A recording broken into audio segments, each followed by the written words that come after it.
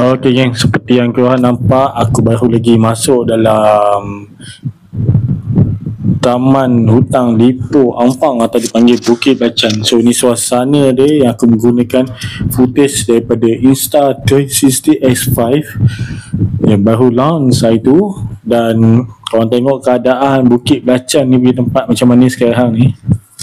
Kalau dulu memang cantik, tempat yang orang cakap memang banyak kanak-kanak, orang dewasa datang untuk berjoging, mandi manda, tapi sekarang ni sudah ditutup disebabkan kenapa? Disebabkan apa? Kenapa dia tutup kawasan tempat percutian sungai yang dulunya cantik, yang penuh dengan manusia, yang penuh dengan